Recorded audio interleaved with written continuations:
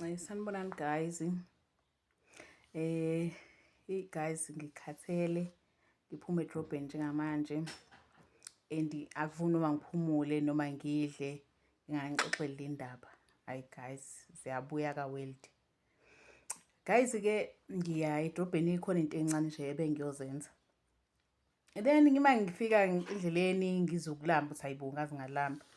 Ngingene kwenye restaurant aninyana nje ngithi ake ngibambe ibite ukuze ngifike ekhaya at least ngalambile kakhulu. Hayi mengifika la ngifike ngihlala etafuleni kunobhuti nje ohleli la uyimbozile. Uyimbozile nje. Hayi mase ezwa mina ngihlala ngoba ngihlala etafuleni opposite naye. Abese avusa ikhanda bese ngithi mina u-right bhuti. Athi ngi-right lapho ukhala me inyembezi. Ngimbuza ethi hayibo bhuti u-right, athi ngi-right kodwa usho uyakhala aphinda ayimbuze. Hey guys, yazi ngishaya uvalo. Yabona masekhala umuntu wesilisa isuke isi-serious leyo nto. Ngicela ukutshela ukuthi ngiphinde ngimbuze sithathu bhuti ungathanda mhlawumbe ukukhuluma nami noma mhlawumbe ukungixoxela ukuthi kwenzakalani empilweni yakho njengoba ukhala kangaka. Athi ayisisi ngizoyiqala ekuqaleni. Athi sisi impilo yami ayilula, impilo yami inzima. Uma wami wathwala. Uma wangifaka ekuthwaleni engangitshelanga ukuthi uyathwala. Umama wathi asihambe esenyangeni, masifika lapha enyangeni, inyanga yasigcaba yasenza zonke izinto. Mase siqede ukusenza izinto inyanga sagoduka. Masifika ekhaya ngiyafika ngiyalala kahle ekamereni lami as usual. And then umama sengibone sekhokhoba esezo ekamereni lami. Ngithe ngisabheke lokho ukuthi umama uze ekamereni lami ngithi ngiyambuza hawu mama namhlanje kwenze njani wazolala ekamereni lami. Wathi umama sizoqedela lento ade siyenza lapha enyangeni. Uthi ngithi hawu manje kanjani mama? Athi hayi awutshelwanga konke kodwa mina inyanga ngitshelile ukuthi kufanele ukuthi ngilale nawe. Uthi ngibuze ngithi hawu mama kanjani ngoba phela thina siyazalana. Wena uma wami mina ngindodana yakho. Ithi hayi ke kanjalo umntanami. Uthi hayi ke ngangisaba kona ngithukile kodwa ngabona ukuthi phela nomama useyangiphoqa manje. Uthi hayi ke ngagcina ke ngivumile ke sagcina silalile nomama futhi kwayinto eyenzekalayo everyday. Uthi uma wakhe omzalayo akusiyi umama mhlawumbe kuthiwa umama mncane kuthiwa uanti ekuthiwa ubani. Okay, uthi ke uthe masebelalile nomama uthi kwase kube into ejwayelekile nje eyenzekalayo. Uthi waze wakhulelwa uma wakhe. Uma sekhulelwe uma wakhe umama wathi abaphinde khona enyangeni bayoyitshela ukuthi phela usekhulelwe. Uthi bahamba bayoyitshela inyanga yajabula inyanga yathi ayikona okuhleka impela lokho. Uthi babuyele emuva. Uthi mabebuyele emuva yathi inyanga ke bayitshela ingane masizelwe. Mangabe ingane isina 3 weeks bamtshele. Batshela inyanga. Okay, uthi ke ngempela ingane izalwe. Ithi ingane isina 3 weeks bayifonela inyanga bayitshele. Bese ithi ingane inyanga ozani nayo ingane la kumina. Uthi mabefika nengane enyangeni ingane inyanga ifika ibagcabe iqede lapho ithi abayophalaza.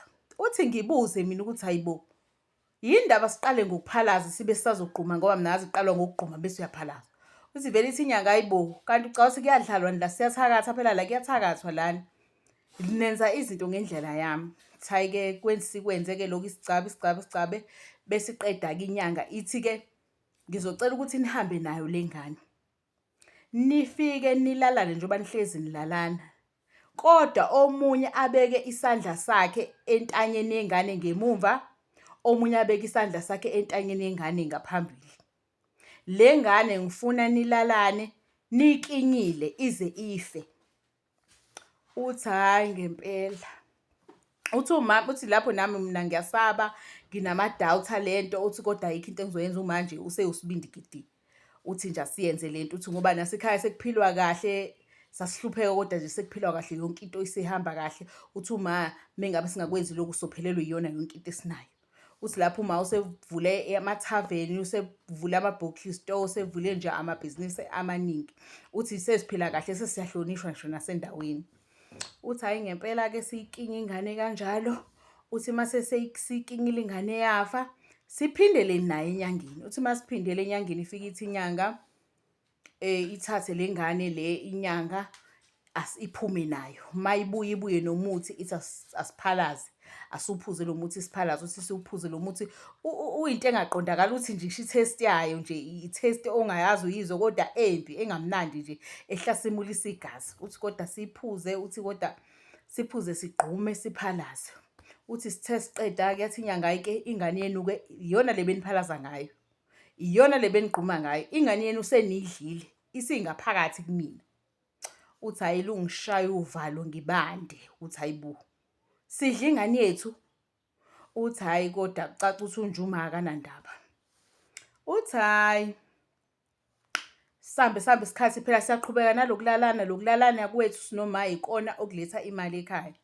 Uthi siyaqhubeka nalokulalana ke. Uthi ke kuthe ngolunye usuku maphinda amithe. Uthi ngayesikhathi beyise le yangane yokuqala beqeda ukuyidla le yokuqala ingane. Yathi inyanga ngifuna kuphele u6 months engamithisene yesibili ingane. Uthi nangempela kwenzeke aphinda akhulele uma. Uthi mase ekhulelwe futhi umama kucace ukuthi ke manje le yesibili ke phinde kufonelwe inyanga. Ithi inyanga ke isilalela ke. Leyo ngane ke ngizocela ukuthi niyihlinze nina. Iphila. Nikhipha amathumbu iphila, nikhipha amehlo iphila, niwalethe la kumina. Ukuthi yona niyayingcwaba noma niyayishisa noma niyayilahla noma niyenzani angihlangene. Kodwa mina ngidinga amathumbu ayo. Ngidinga amehlo ayo futhi iphila. Uthi lapho ke uma usethengile ke imbese ke nani izinto ezicijile uthi anginike umbese athi angiyihlinze ingane. Uthi lapha ingane nje sesilalise phansi sesiyikhumulile isiyakhala ingane. Uthi lapha inhliziyo yami ngizwe idabuka ngaphakathi. Uthi kuthe kusuka lapho umama vele wathatha umbese vele ihlinze ingane wakhipha amathumbu ngokusheshsha wabeke ufake ebhakedeni ukukhipha amehlo ngokusheshsha. Uthi uma asenanhliziyo uthi ngathi useyisilwane kwayiyena. Ngathi akasenaye yena umuntu. Hey bafethu bengiqala ukuza indaba enje. Uthi ke lo bhuti njoba ngilana sisi. Ngiyacabanga ukuthi ngizibulale noma ngihambe ngiduke nezwe engazi ukuthi ngashonapi. Uthi ngisangene njengoba ngila ngiphithanelwe ikhanda angizazi ukuthi ngenzeni. So ke sisi wena khona indlela ongangisiza ngayo noma ukhona umuntu ongangiyalela yena ongenza ukuthi kuphume lesithwalo engasifaka uma. Ithi mina mfethu angifuni ukuqambela amanga angazi. Ngenhlanhla ke kaNkulunkulu ke since ngiqale le content yokukhuluma ngabantu abathwele nani nezinto nje eziyisimangaliso ezenzekalayo kubantu in real life. Kunobaba ongifonelile wathi yena alukho uhlobo lesithwalo angakwazi ukulapha. So guys mina ngifisa lo baba ukuthi singene naye ku live. Ke simbheke ukuthi uthe lo baba ubaba uNgema wasempangeni. Thenjas lukho uhlobo lwesithwalo angakwazi ukulapha. Uthe kukhona ngisho uhlobo lwezithwalo la khona umuntu akuhlanyisayo akwenza ukuthi uhlanye. The more wena uhlanya is the more yena eba rich. So lo baba guys bengifisa ukuthi singene naye ku live ke simbuze imibuzo ake aziphendulele. Sengiyacela ukuthi nabanye abaneyinkinga abangazi ukuthi bazosizakala kanjani nangu ubaba uNgema sizokwenza naye ulive noma ngingakawazi ukuthi uzoba nini ulive ngizonitshela ukuthi ulive uzoba nini. Kodwa abantu kumele babe aware ukuthi ukuthwala nje noma ngabe uhlobo lini lokuthwala kuyingozi.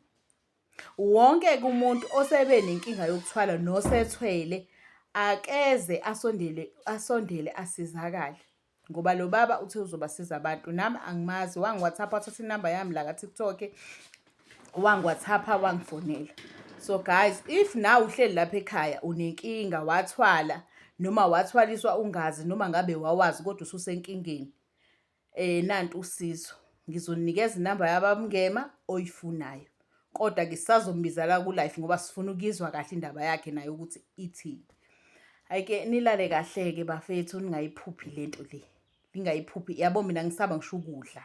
Cabanga lo mathumba ayefaka ebhayidini ngisaba kwasani. Angifuni uqambela amanga ngithukile.